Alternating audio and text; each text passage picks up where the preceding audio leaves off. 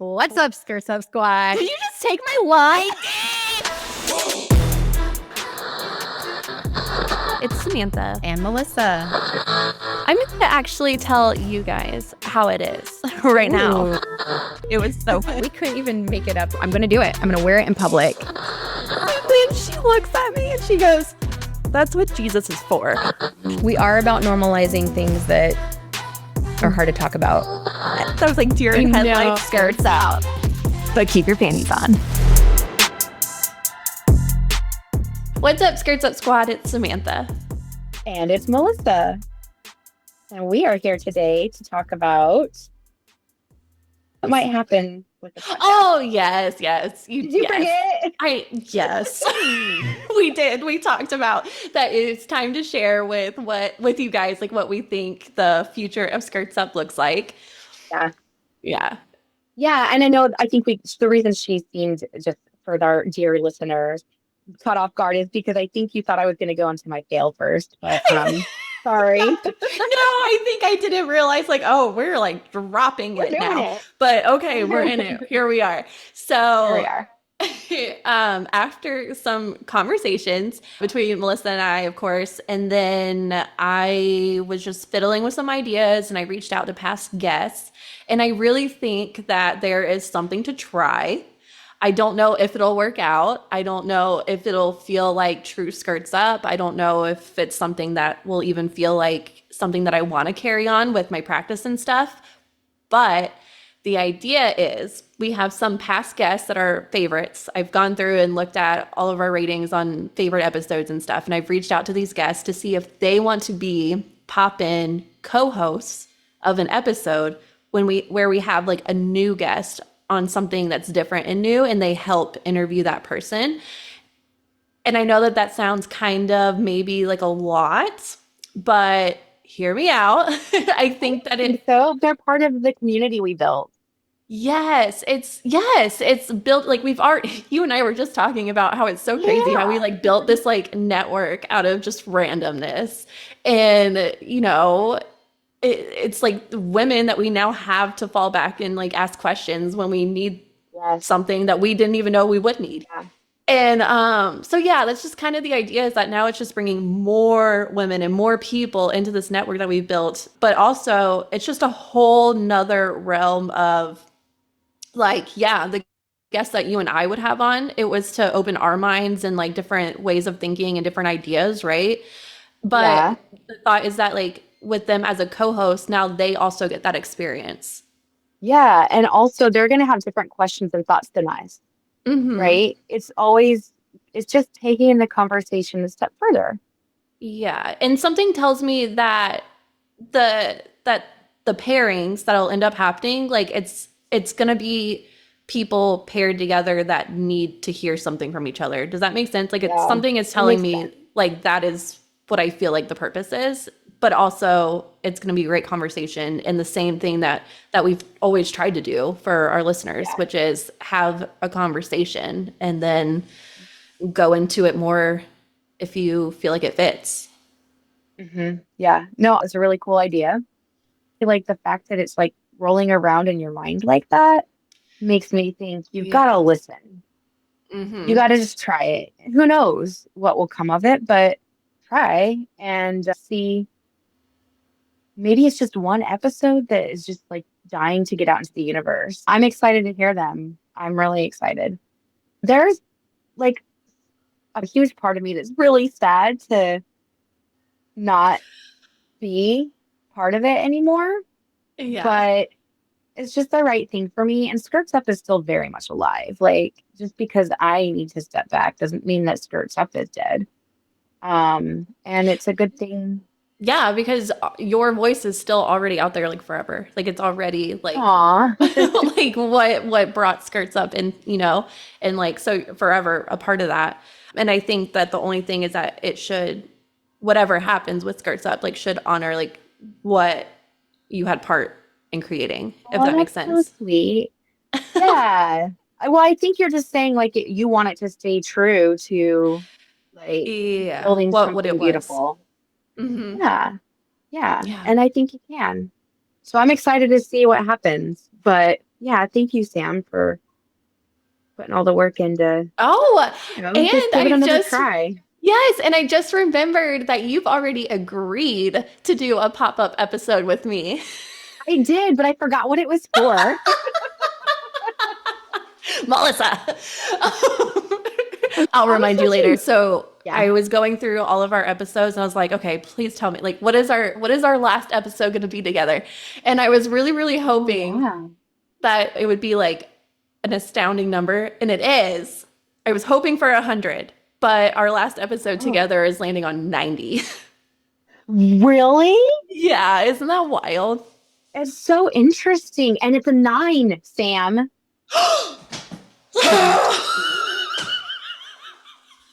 She's, she's, she's no word.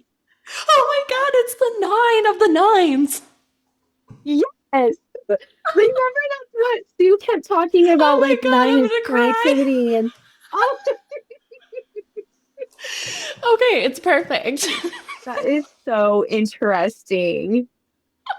Sue will love Uh, that. yeah. It's Okay, like that is nine kind couldn't of be more like brought us perfect. together. Yeah, Yeah. just for anyone who didn't listen to the second episode that we did with Sue McCready, Dr. Sue McCready. Go listen to it. She's talking numerology with us and about what like brought us together. And nines play a really big part in both of our lives and us together. Yeah. Interesting. Oh, Sue will get a kick out of that. Oh my God. I love it because you're like, I wish it was an important I number. so I was like, I wish it was 100. Like I was hoping it would be like, one of those That like would be cool. We did where 100 episodes together. I It just has a know. good sound to it. It does, but 90, I mean, when you put it that way, like that is the number. Interesting. I love that. Okay. Very cool. Wow, got so like caught off with that. I love that. I'm so happy. To get back on track, did you were talking about a fail but not a fail Yeah. that you wanted to talk about? Yeah. So my fail but not a fail is Jacob, my roommate, talked me into going to the gym last night. And we went. And what I felt like a failure for was because when I was going to the gym like a while ago, I had worked up and I was doing like 20-pound weights, 25, and that's not very much for a lot of people, but it's enough for me when I'm out of shape. But I was doing a lot of reps with like 20-pound weights and stuff. Last night, I had to do this one particular exercise with a 5-pound weight. It was insane. It was the kind that works the back of your arms. Like Mm-hmm. you go behind your head and drop it and Mm-hmm. then lift it. And you keep your elbows in. And oh, it hurts so bad right now, actually. But the thing, so it felt like a fail, but you know what? It's not. I went to the gym and I'm gonna start feeling stronger and stronger because it kind of like when people talk about the gym being good for your mental health, I came home and I had endorphins running through my head. Like I was like, I just felt good and I'm gonna go back today. And it's just so that's the success of Oh, it. awesome. Yeah. Yeah, I have a hard time believing that like you try going to the gym, you go to the gym and you come back just rejuvenated. But I'm glad that Yeah. that was your experience and maybe it'll make me go. I keep staring at this gym that's across from Nora's new preschool and I stare at it in the mornings and I'm like, am I gonna stop in and get some information? Nah. Well, that's interesting because if it's running through your head, you should I listen. know, I know. And I spent way more time than I care to admit staring at that sign last week. Oh, So interesting. so I probably just need to go get some information. Like I worry about going back to the gym since my mommy makeover. I have not worked out. And so like Yeah. even though my muscles got reconnected, I don't think I have any muscle. Like I don't Yeah. think I can even do a sit up still. Oh, wow. Yeah. So I'm terrified. Probably. Well, that's the thing. Like, I felt like a failure in the moment, and I was embarrassed, and I was just glad that it was late at night and nobody else was in there except for Jacob. Yeah. But it's like it's step one to Hmm. just becoming what feeling better about ourselves. And you did feel so good afterwards. So that's really all that Did matters. I know it's weird. I I'm gonna love go that. again today. I hope you get the same reaction today as you did Me yesterday, too. Yeah. because that would be like Yeah. super encouraging. Yeah. Both of us, both of our households survived the ice apocalypse of Yes. 2026. And in my area, it was supposed to get hit really bad. And I'm not gonna lie, I let the news like scare the living shit out of me. And I went and like Yeah. stocked up on canned food and some charcoal to make sure that like, for us, we're on uh, a well. So if we lose power, we lose water Yeah. too. And so just trying to make sure that everything would be okay. And I literally got so stressed and so upset that I lost a whole day of just sitting on the couch, like stressing. Oh no, that's so rough. Yeah, I mean it sounds so silly, but like no, that's what Oh, happened. I literally got so freaked out and depressed over it that I literally stayed on the couch all day and did nothing other than think about all the worst case scenarios. And then here we are, we get to the weekend and it misses us, which did it? You didn't get any ice? we got a tiniest of dustings of ice. Okay. And, here we are. I didn't lose power, and I lose power if the wind blows. So Yeah. literally, I let a what if like just take days away from me last week. Interesting. And I'm kind of bummed about that. But at the same time, if I want to turn it into a positive, it kind of reminds me to not get so worked up on the what ifs. And now, if the what if ever happens, we're good. Yeah, because you know what you're gonna do to protect yourselves. And I have all the stuff now, like canned foods and stuff. Yeah. So we're good. Look at that. Yeah, we actually did get hit with the hardest part of the storm, and we are still like the ice is still starting to melt out there, but our power didn't go out. And I was so glad because in the past, Mhm. when power went out, like when it happened to Brett and I in like 2020 in our Sugar Hill neighborhood, we lost power for 4 days, maybe five, but at least four. What? I didn't Yeah, know yeah, that. yeah. But we had a gas stove, so I feel like we were sure we lost some Ugh. food in the fridge and freezer, but we put a bunch in a cooler and I don't know, but we had a gas stove. Here, I was worried because we don't have everything's electric. And so I was Mhm. like, well, shoot, I don't know. But we didn't even lose power either. So it was fine. We're Yep. here and alive to tell the story. Yep. Panic for nothing. This is an episode that we're about to share that I have been excited for. Like, I actually hate that it has been this long. I did them. It's been 6 months since we recorded this Is episode. that crazy or what? Okay. It's Oh really yeah, fucking because crazy. yesterday I was listening to a recently dropped episode and it was before I even was divorced. And I said in the episode, my soon to be ex-husband, and I'm like, whoa, that Uh huh. Uh huh. because yeah, so we're recording and then dropping. The Uh timeline is huh. weird, but Yeah. So this is one of those episodes that I just have been waiting and waiting and waiting and so excited to drop. But it's like I picked this spot for it to drop because it's the end of January into February. And so my thought was this episode was like a huge reminder for me particularly, and I feel like both of us, that it was embrace things that you love and carry it on. yes. And it just seemed perfect. Let's go into February, the season of love, with this. Yeah, I like that. Just like loving ourselves enough to like follow our creative path and our dreams. Yeah, I love her. I love her business and everything that she does. And she actually had reached out to us multiple times to be on the show. And so it was really an honor to be able to have her on the show and have such an amazing conversation that we get to share with you guys now. Cool. Yeah, I like was kind of on cloud nine the whole time too.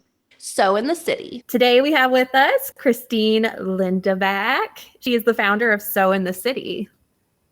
Thanks for joining us. Hi. Yeah, Hi, thanks for Christine. Hi. Thanks for having me. I'm so excited to chat. Yes. So actually, I do I told remember you. my question. So how did you get the name? Is it from like Sex in the City? Oh, yes. So I had a blog in 2015. I started it. And I was living in New York and I was making clothes like that, and then wearing them out. And that was kind of the blog of like blogging what I made and what I wore. And so Sex in the City was like a big, really big during that time, Yes. the original part, or part of the series. And so, yeah, that was what it was. It was a blog, and then it just kind of stuck with me the whole time. That's awesome. I love it. Do you Yeah. still blog? I do blog mostly, though. Now I do YouTube. Like YouTube is kind of like how the blog Vlog. Yeah. is now. Yeah. Makes But I still blog technically, but it's like just sharing the YouTube on my blog on the site. Okay. Yeah. Makes sense. What would Yeah. inspire your outfits when you first started the blog? Oh man, I mean New York. It was I was like a kid in a candy box Aw. because yeah, just walking down the street, like you would see people wearing things that would like trigger something. Or I was working in fashion, and so I was around, I would pass by lots of store windows and see something in a store window or something that we would get in stock that had a detail that then I would, take that detail and put it into something I was making. So That's it awesome. was definitely New York was really inspiring. I'm obsessed with those TikTok videos where they're walking around New York and they're like, what is one unpopular fashion opinion that you have? Oh, yeah. And they like Yeah. grab people who are dressed like so interesting. And my favorite are always the ones where they're like, my unpopular fashion opinion is that there's no wrong choice. Exactly. Exactly. When I first moved to New York, I had like a really clear moment of feeling I can wear whatever I want and no one cares. Oh, we need to We're talk about literally that. going through that right now. We are. Just say, yeah. Yeah. So I'm trying to. I will have already done this by the time this episode comes out. But we were just talking about how I feel like I've had this like great reinvention, but I need a hairstyle that fits. But like I'm afraid of what people are going to look at me and be like judgy. That's, Can I share? Yes. I'm going to share. So she wants to do like one of those like undershave cuts. Oh, I had that. Did you really? Yeah. And she's cool. Yeah, do it. Do it. It will grow back. If you absolutely hate it or you're done with it will grow fast. Yeah. But it is easy to like be like, what are people going to think? But you up in you New have York to be didn't confident. have to. Like if you're going to go with something drastic and something different, like you have to own it and be confident. And it's like, am I there yet? I don't know. Yeah, that's such a good point about owning it, because that is such a big part of it, is like getting to that moment of like, I don't care what anyone thinks. Yeah. I want to do this for me. Oh, okay. So we know that you have a Sewing in the City blog and vlog on YouTube. What is your business now? We know you were in New York. Tell us a little bit of your history. Like, why were you in New York? What did you start out doing? What do you do now? Yeah, so I've been sewing since I was literally 5 years old. My mom says that I was begging her to let me use her sewing machine. Really? Yeah, and so I always, like, all throughout my whole childhood and teenage years, I was sewing. And I think it really kept me focused and kept me like maybe out of trouble even. I like to joke with the ladies that come into my shop because it's usually like 60-year-olds. I'll be like, they'll talk about how they're addicted to buying fabric. And I'm like, it keeps you off the streets. Yes, exactly. It keeps you focused, it keeps you busy and happy. And so, yeah. And so then when it came time to like get into the workforce, it was really easy for me to get a job in fashion because I understood clothing and clothing construction. Okay. And so I got into, I literally marched into the Nordstrom that was in Seattle, where I'm from. And I got a job on the sales floor selling clothes. Nice. Yeah. And so from there, I just kept moving up into like managing a store. And then for other brands, I moved from Seattle to LA and spent 5 years in the LA area, and then to New York. all Wait, with so different fashion brands. so you're working on the sales floor in Nordstrom. How does that go from working like selling clothes in a department store to like working for fashion brands? I feel like there's a step that I missed. Oh yeah, lots of climbing the corporate ladder, I think I Okay. would say. It's like I started on the sales floor, and then I went to a boutique just down the street that was just like a one designer brand. Store. And I actually started in the basement doing operations and shipping. I was like the shipping girl. and they saw that I was responsible and good. And then so they just started promoting me That's into more amazing. management. Yeah. Yeah. And And then you probably had like a good sense of style. Did they? I think, yeah, that I really wanted, like, I was like super eager to do other stuff and grow. Yeah. And so, yeah, I always said yes, like, yes, I'll come in. Yes, I'll do this. And so I just kind of moved up the corporate ladder until 2015. I was working for different luxury fashion brands, and Okay. that was my career, even On though the I corporate loved side. sewing. Yeah. So Yeah. were you getting to sew in that job?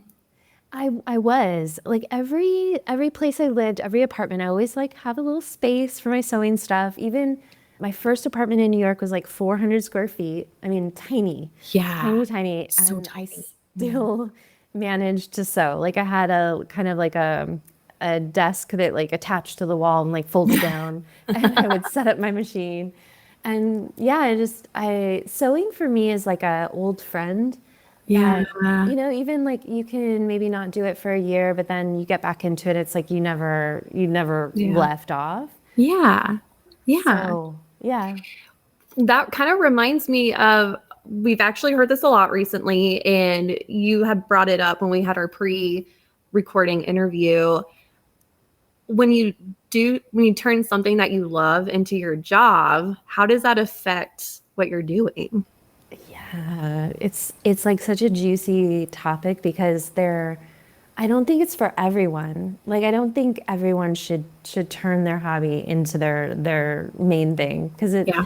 for me, I love it so much, and it's what I would be doing if I wasn't getting paid in any way. Yeah. And so I think for me it really works, and I kind of make it work with my life. And I do some other things too. So I have like a clothing brand. So I kind of, have my hands in other things as well. But it's like, okay, this thing that I used to do to escape and like really just like enjoy now is not an escape. It's like, it's actually like something that I, that I dedicate myself to. And you need to succeed at it to be able to keep doing it, is what ends up happening. Yeah. So there is that pressure, but I think the way I get around the pressure is I have it's like not my only source of income. So there are like other little side projects that I have. So I think I don't put too much pressure on myself to like So- make money. Just to kind of clear up, because I'm a little confused, and maybe our listeners might need a little clarity as well. When you say you sew for your business, but then you also have like a fashion brand and you have some other things, are you saying like you're a fashion designer? Are you saying you design those clothes in your fashion brand and you sew them? What's the separate, like what's the sewing business part, I guess? Yeah. Okay. So Sewing in the City is my YouTube, my Instagram, and then I sell PDF sewing patterns. I did want to so- ask about that.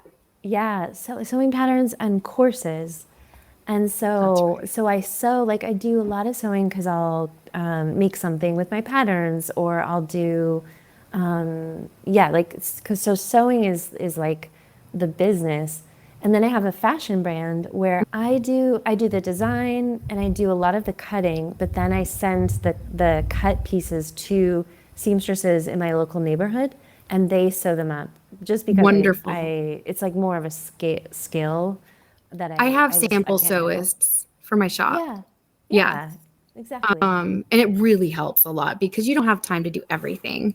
Yeah, you just can't. I mean, Yeah. there's just not enough hours in the day. There's not. Wow. Do your designs end up getting put into fashion shows? No fashion shows yet. Yes. But I do have, there's a new store in New York that just started carrying my clothes. So that's kind of fun. That is so Yeah. exciting. What's the name of your Yeah. brand, by the way? It's called Lindy. So it's That's kind of so a play on my last name. Yeah. How do you spell it? It's Lindy, .com. Not to bring it down, but that's kind of like amazing for me because one of my dear friends, and she did just pass away, but her name is Lindy, and she this month, and like, I just, so many things are bringing her up, and she was an artistic soul, and I just think that's so sweet. So just had to throw that out there, that touched me for a second. Oh, that's But awesome. yeah, so you've gotten picked up and you're sold in a shop now. Okay, I like this. This is exciting. Mm-hmm.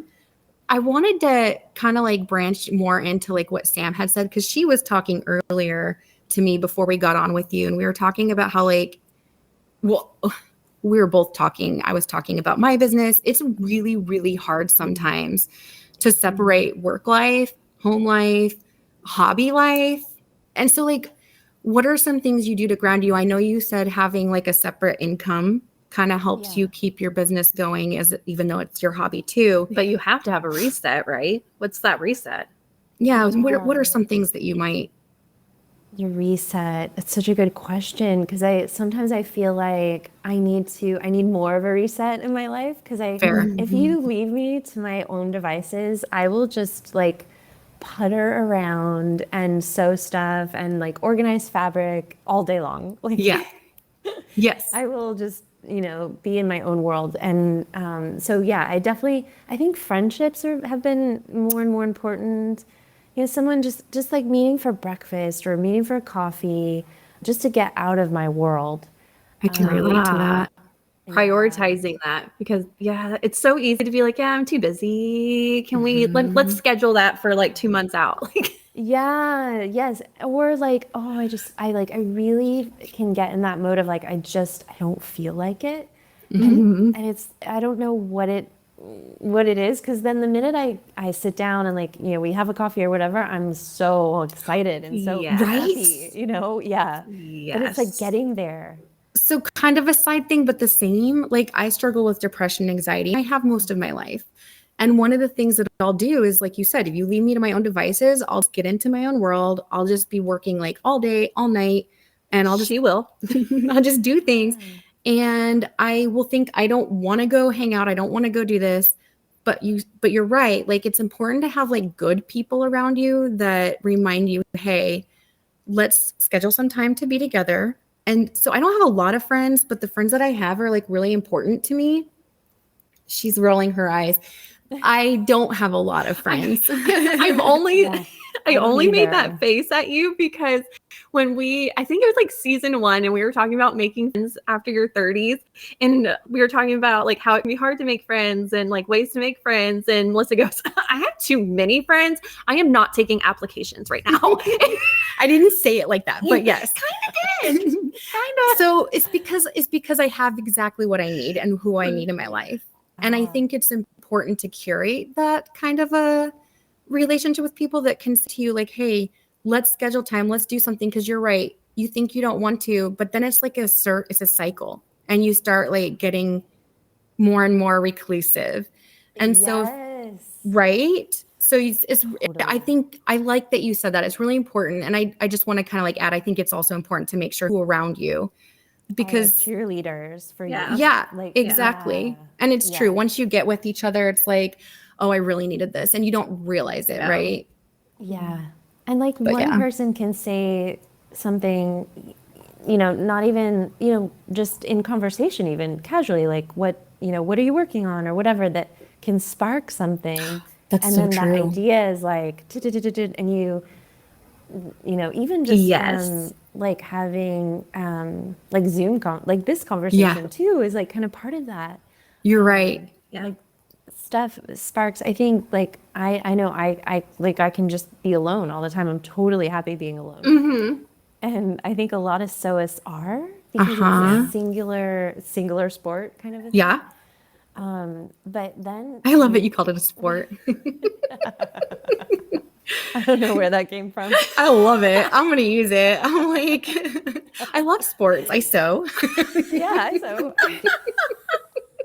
Oh my God. You guys, that is great. That's perfect. What's your fitness? I sew. Sewing is my fitness.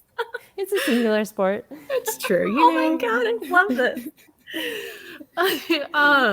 Another like hot thing that we've been talking about recently with recent guests and between us is that it's once you start your own business and once you have something that you have this intention to grow and you have this intention to be your own boss and this is what you're going to do to make money and it's going to be your life, you hit a wall where you're like, why am I doing this? Like I'm just going to quit. Have you run into that before? Yeah, definitely. Like as you were just talking, like an image kind of grew in my head of a moment. And I think it was a moment, and I think it's probably where a lot of people give up, like where I felt like I was putting more energy in than I was getting back. We've both felt that way. Yeah. It's frustrating. It's like, grrr. And I'm sure that's when people quit. I'm sure. Yeah. What made you? What was this moment, and then what kind of flipped it and made you keep going? Yeah, definitely with sewing in the city. I think there was, it took a while for me to get traction, and for me to, I guess, have a big enough of an audience that I could launch a pattern and break even at least on it. Now, when you say a while, what is a while to you? That's what I wanted to know. Well, I've been doing this I would say with full focus, maybe not full time, but full focus since 2019. So when did you feel like, yeah, probably, I would say like 3 years in still, where it was like this moment of like, I'm putting all this focus in, but I still feel broke, kind of a thing. Like I'm just like not. That's where I am. And we're probably working way too much. And it might have been too part of like just trying to do too much and maybe not, because now I'll do like a lot of stuff minimum viable, where I'm like, I'll make a plan and then I kind of cut like 25% of it and just, or stretch it out. Where like let's talk about that. Yeah. What do you mean stretch it out? Like I'll plan kind of like, plan a YouTube plan, what I'm going to do for the week. And then, I can put that maybe in 2 weeks. Like, 'cause I just naturally want to do like all this stuff. And then I'm pushing myself too much. And everyone doesn't need things like a water spigot, right? And I think I do the same thing. I think, okay, well, I've got to have hand embroidery. I've got to have like the classes. I have to have the machines. I got to do the fabric. And sometimes I feel like, but you're right. Like, you don't feel like that we can leak it slower. My brain, because I have to plan everything out, my brain is going to like, okay, well, for me personally, if I spread it out into 2 weeks instead of 1 week, well, that's going to push me behind because then I'm going to have a whole nother set of things to do. Like, how does that work? Yeah, well, I guess it probably doesn't work with everything. Like I still have to do like the weekly stuff, like a weekly email. But I think it's more with, I would say, my content and just the amount of, I'm trying to think of like a specific scenario. Like if I want to do 3 pieces of content, like sometimes maybe I just do 2 this week and 1 goes to next week. That makes sense. Or even like stretching it. I'm do you guilty like of that. maybe record them all now and then just kind of slowly leak them, or even just kind of not even record them all? Yeah, not even record them, because I think that's what takes me the longest, Same. Really? And like I just launched a pattern last week, and I was trying to launch this thing for like 3 weeks, and it was like just not. I had some other stuff happening, and I gave myself the grace to say like it can wait a week, like it's gonna wait a week, and I'll just move things around. Do you give people like a preview, like, hey, this is coming? And then did you have that, like, is there pressure on you? Like, well, they're expecting the pattern to launch, or how does that work? How do you launch your? I did say, I don't do a lot of like preview. I know some people are like, hey, this is my new pattern coming. I just kind of launch it. I'll seed it a little bit in my emails, like, hey, I have a new pattern coming.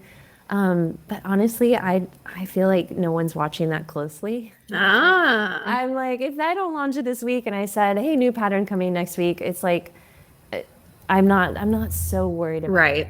Kind of keeps people on their toes too. It's that expectation. It's that expectation, not setting it too high. I do want to back up just a little bit, and I do want to hear what was that flipping point that, like, you're at your end and then it stemmed you to to keep going. I just feel like that's an important piece It that is. I need.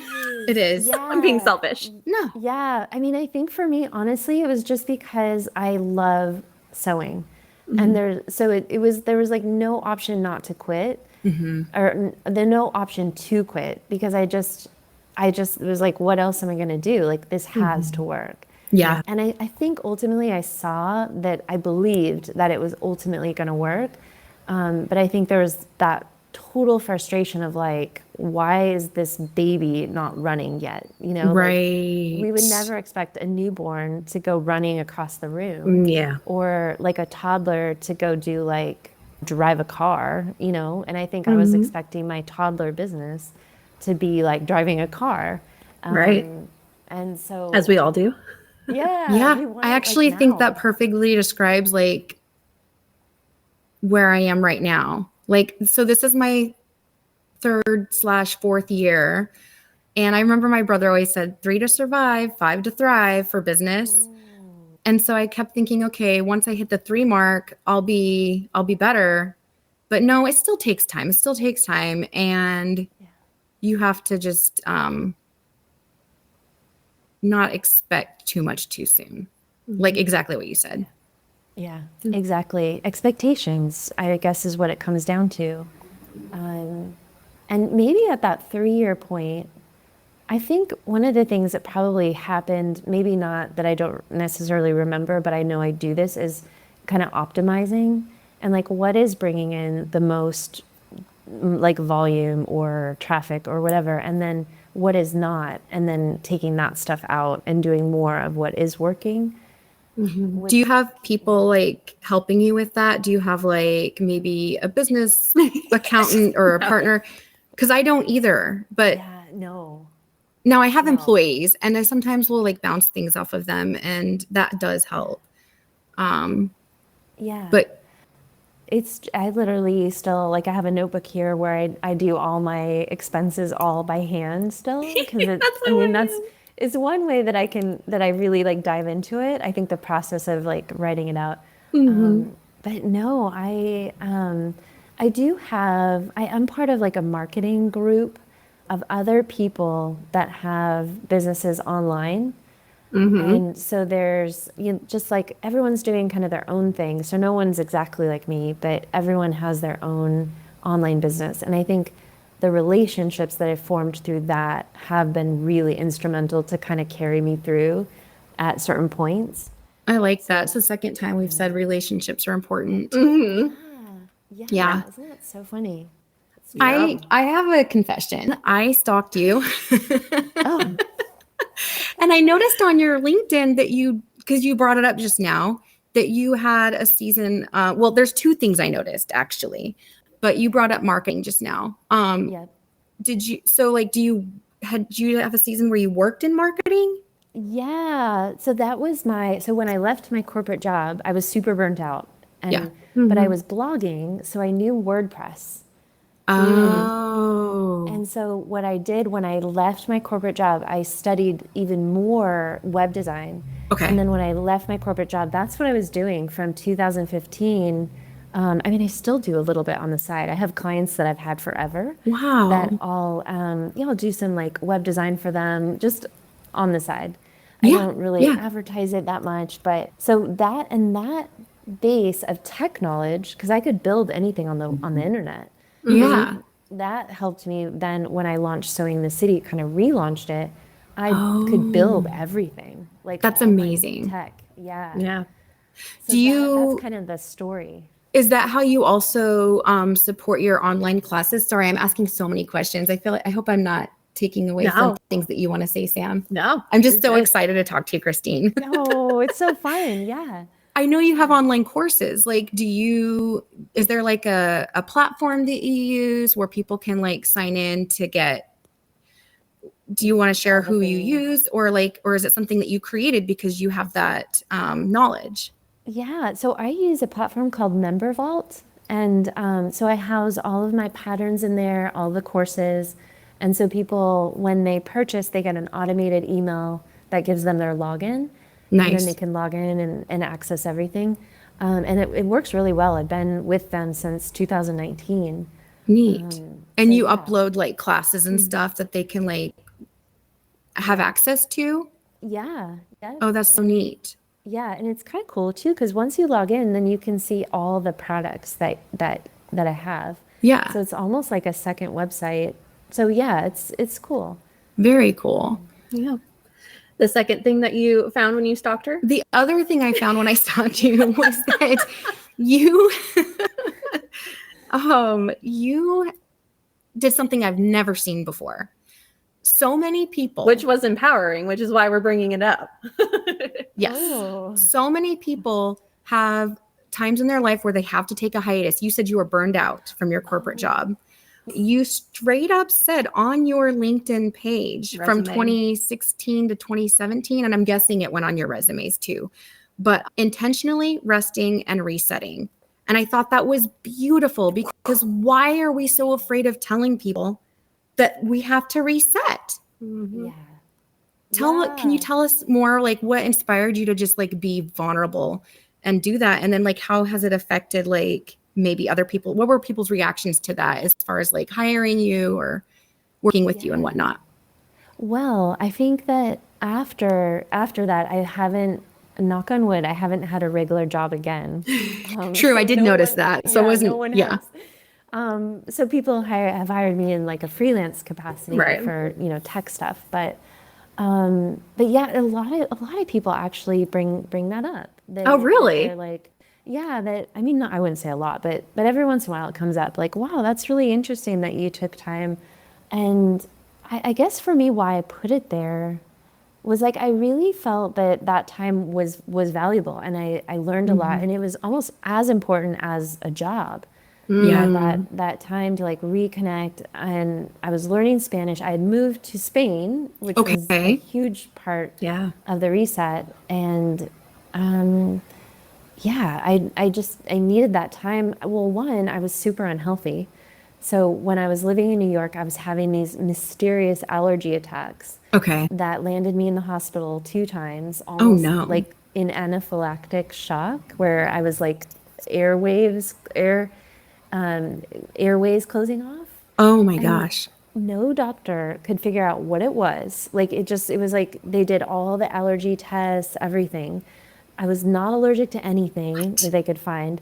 And a week after, I had one more allergy attack, a week after I moved, and I've never had them again. That's insane. I know.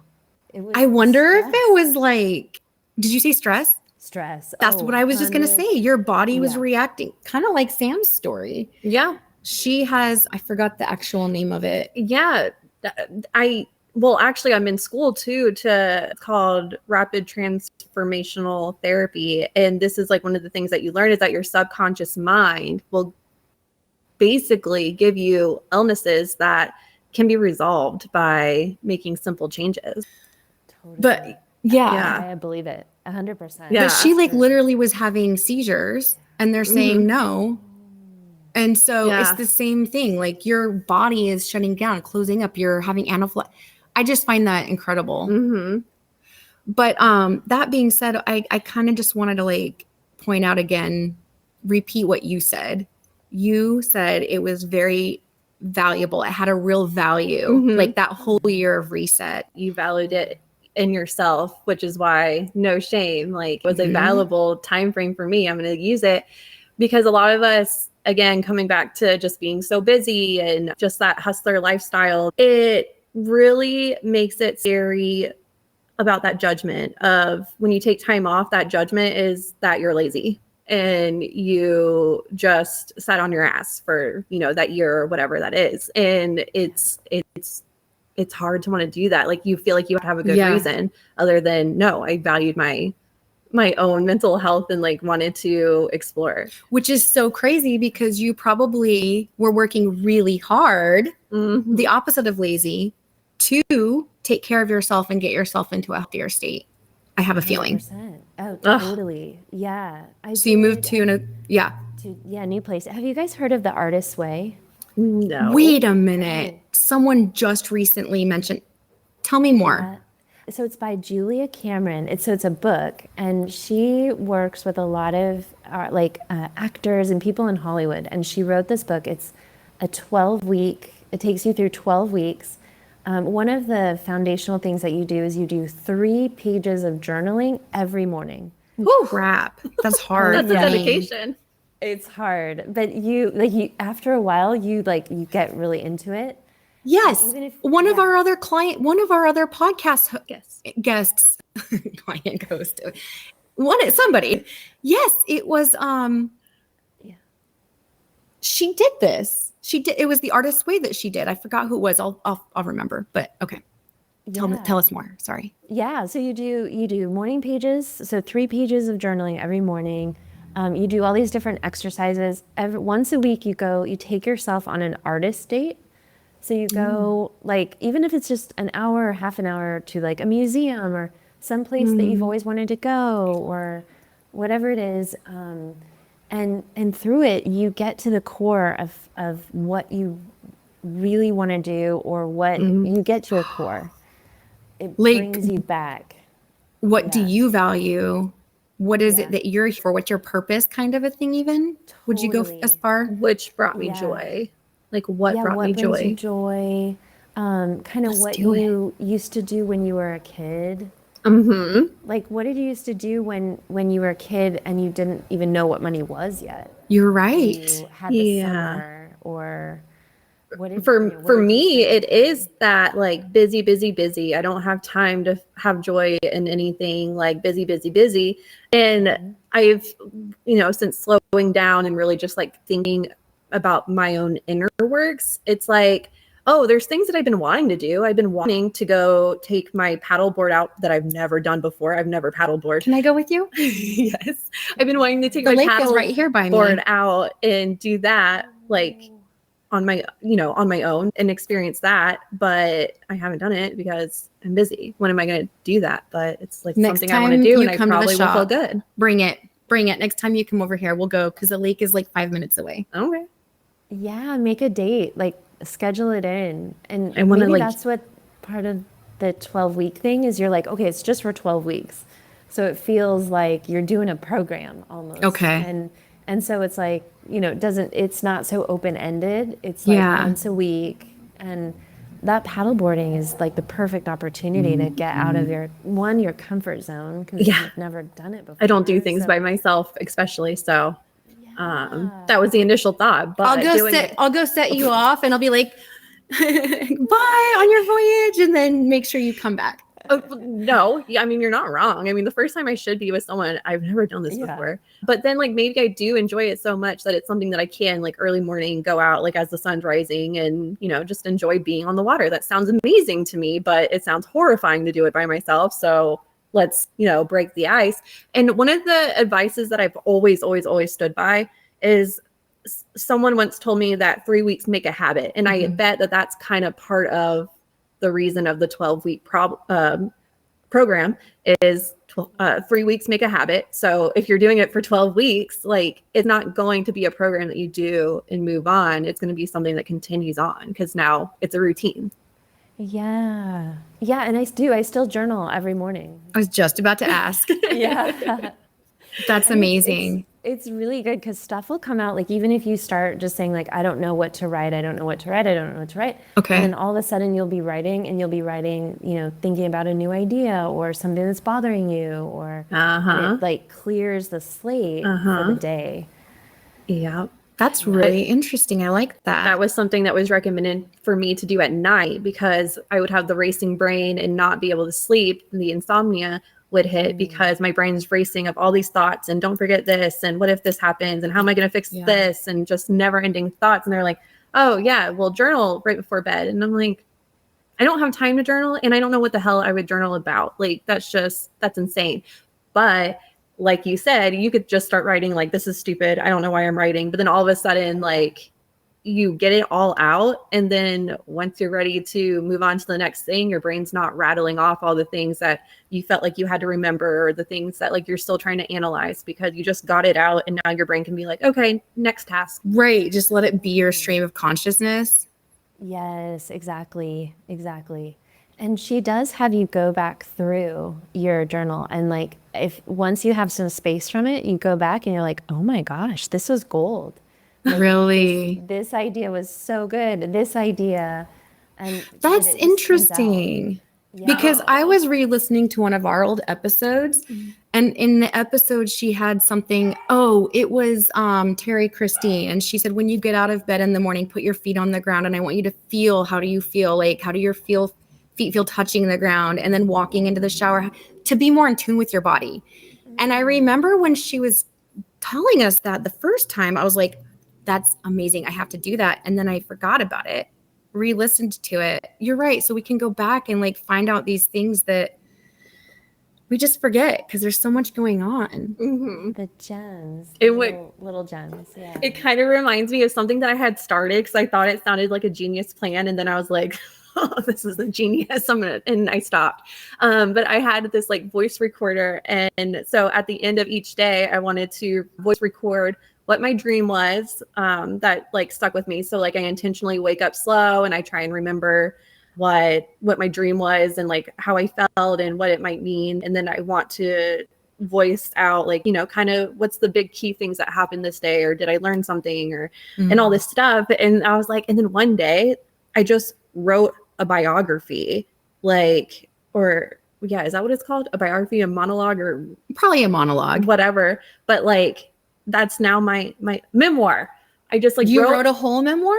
But that's, yes, voice recording all this stuff of like of your life and documenting it. Like, yeah, you essentially just wrote a whole memoir. Fair. Got you. And like can combine that into writing. And like you did that slowly. It's not like you were like, oh, I want to write a memoir. Right. So let me sit down and like hopefully remember like big pivotal points. No, you were documenting it until you're in a spot where you're like, damn, I did this. And you can go back and you have all the steps and now it's a book. Yeah, you're right, actually. Oh, yeah, that would, if someone was going to write, that would be the perfect way to do it.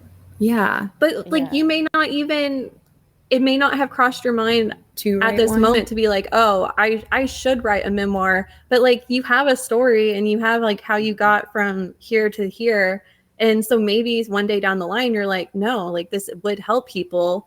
I have all this writing. Now I can just combine it into something that does help people. Like it may not be in your brain yet, but who's to say it's not? It's true. Which makes me actually kind of think about you again, because you've essentially been doing that. Like you've been blogging and vlogging your life. Like you already have such a long written history that combined, you have something.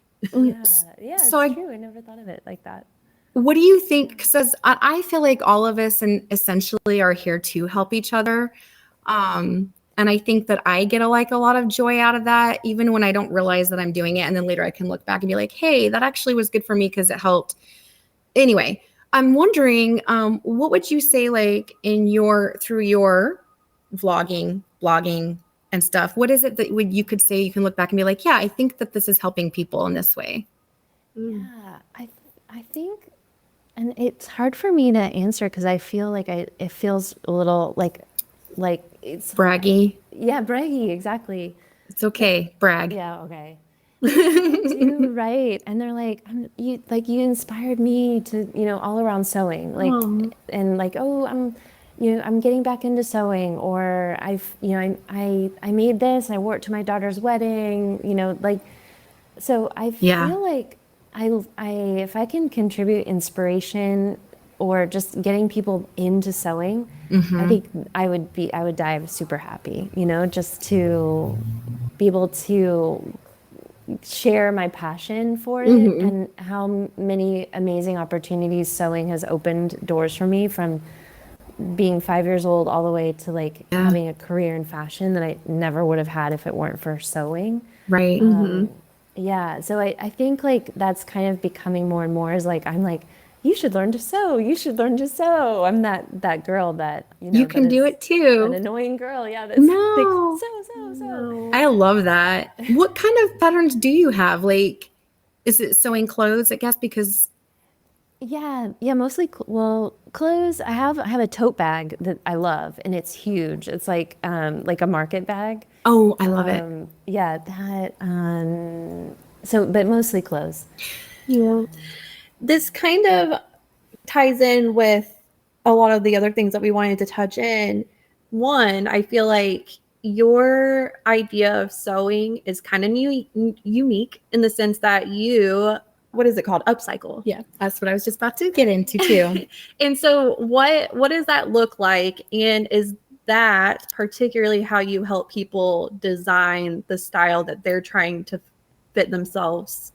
make themselves into, redesign themselves into? Is that what I'm trying to say? Maybe. Do you help people redesign themselves, or you just help them upcycle and redesign clothes? Yeah, just through clothes. But I think, maybe it depends on what their intention is. Like if they're going through maybe a moment of redesigning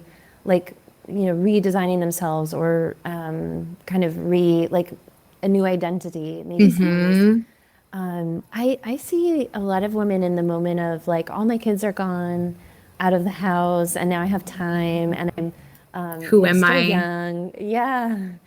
And yeah, I see that a lot. yeah. And so that's really fun. And that is definitely a moment of like kind of new identity. And yeah, but I think like with the upcycling, it's more like taking things that are like maybe in your wardrobe that you don't wear anymore for one reason or the other. And like I had this old Gap dress that was just like black with short sleeves and long, but the fabric was really nice. It was like this really nice knit that had held up really well, but the dress was just kind of like black and like blah.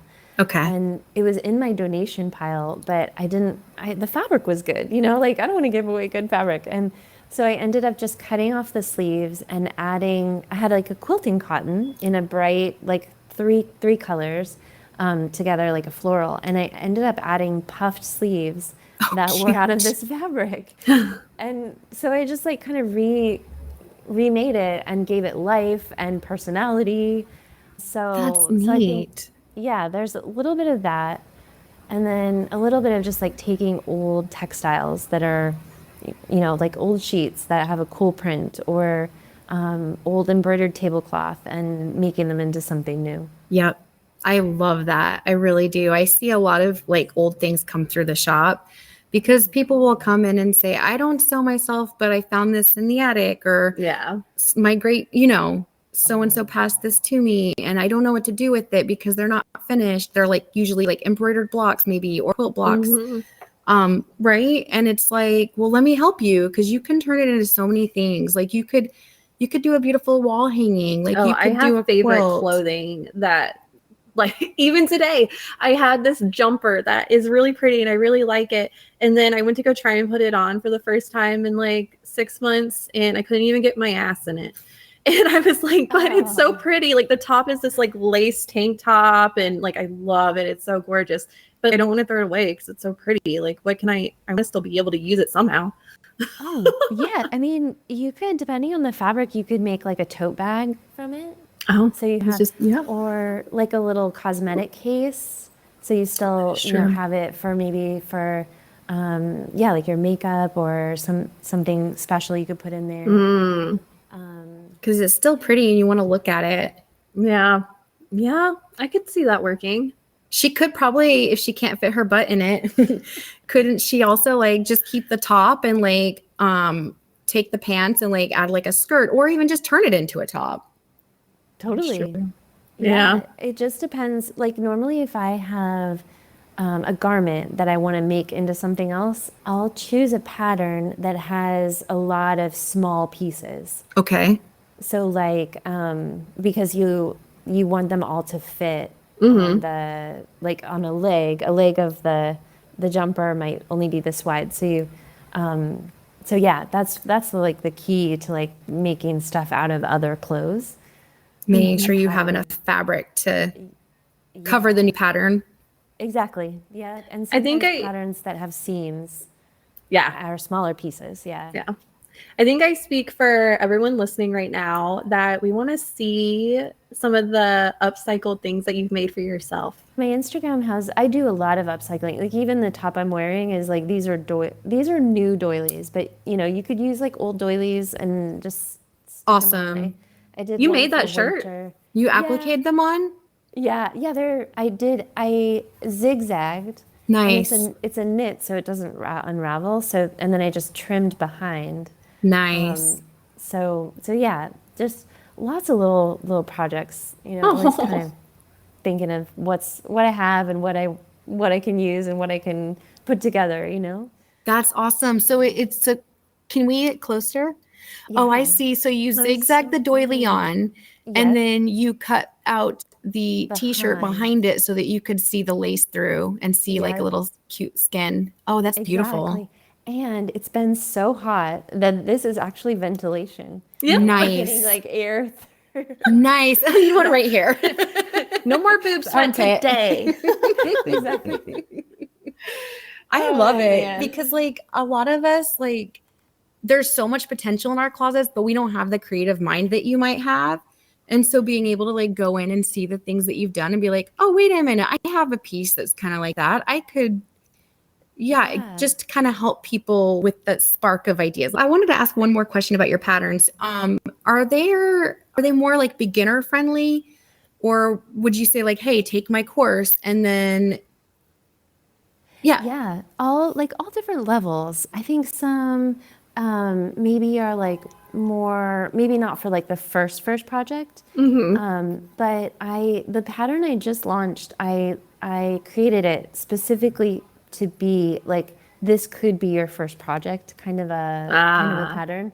Awesome. Because like, what do you think when someone says they want to sew? Like we think, oh, apron, or oh, Pillowcase. pillowcase, yeah. And so I wanted to create something that was Attainable. that was like easy but kind of fun at the same time. Because I am super aware that one, people can get frustrated, and if you get frustrated, then you'll never sew again. You know, like there's that like point where it has to be easy enough to get some kind of fun result. To keep you going. And so yeah, and it has to be something that you want to sew, like you want to wear, like you have this like desire for. Right. Otherwise, when it does kind of get frustrating, it's like, what the heck? I don't even want this apron, like or whatever it is. I didn't need an apron. That's one of the reasons why it can be hard to turn your hobby into a business, because oftentimes you don't get to sew what you're interested in working on. You're sewing on something for someone else. And it's like, I hate this fabric. It's so ugly, but it's what they want. So like, you kind of have to like, you're right. You have to enjoy what you're doing when you're learning a new hobby. You have to enjoy what you're creating. 100%, especially in the beginning, because it's like whenever you start something, you're going to be bad at it, and it's going to be frustrating. And so, but if you have, it's kind of like when I hit that wall of like, I'm putting all this energy in, but not getting enough back. But I had the desire to make it work that was stronger than that. Yes. It's kind of the same when you're learning a new skill. Like you have to have that desire that's strong to pull you through the hard. Right. Times.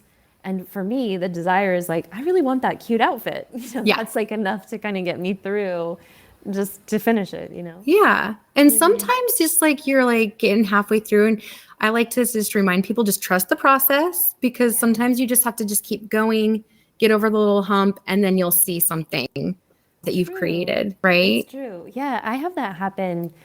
Oh, and not in every project, but like a good 50% of my projects that I'm like, oh, this is horrible. Like, what am I even No one's doing? going to buy this pattern or, and then they do. Throw it away. Yeah. No, and then for it's real. amazing. And then, it's like, maybe it's not like the best thing ever, but it's good, Yeah. So, Oh, yeah. we're always our worst critics. Yeah, it's true. Yeah. Well, this conversation for sure is going to inspire other people, because I know I'm already leaving with some things to remember to keep going. So. Yeah, for sure.